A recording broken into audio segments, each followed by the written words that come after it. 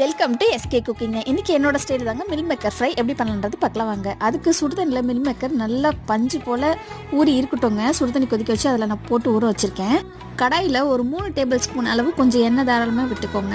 இப்போ கடுகு உளுந்த பருப்பு போட்டுக்கலாம். நல்லா தாழ்ந்ததுக்கப்புறம் பார்த்தீங்கன்னா பூண்டியும் சோம்பியும் நச்சு வச்சுக்கோங்க. அதையும் இதில் ப்ரௌன் கலரில் நல்லா பொரியட்டும். ப்ரௌன் கலரில் வந்ததுக்கப்புறம் ஒரு வெங்காயத்தையும் கருப்பிலை கொத்தமல்லியும் இதில் போட்டுக்கோங்க. இந்த ஸ்டேஜில் கொஞ்சம் நல்லா வதக்கிக்கோங்க. ஒரு 2 தக்காளி சின்ன தக்காளியாக போட்டு கட் பண்ணி வச்சுருக்கேன். இதுக்கு தேவையான சால்ட்டும் நம்ம இப்பயே போட்டுக்கலாங்க. போட்டு ஒரு பக்கம் வேக வச்சுருக்க அந்த மில் மேக்கரில் நல்லா சாஃப்டாக வந்திருக்கும். அதை நல்லா தண்ணி இல்லாமல் புழிஞ்சி நம்ம கடாயில் ஆட் பண்ணிக்கலாங்க. இப்போ பார்த்தீங்கன்னா நமக்கு இதுக்கு தேவையான மசாலாவும் ஆட் பண்ணிக்கலாம். ஒரு 1/4 டேபிள் ஸ்பூன் மஞ்சள் போட்டிருக்கேன். ஒரு 1/4 டேபிள் ஸ்பூன் பெருங்காயத்தூள் போட்டுக்கோங்க. வீட்டில் அரைச்ச மிளகாத்தூள் ஒரு 1/2 டேபிள் ஸ்பூன் போட்டிருக்கேங்க.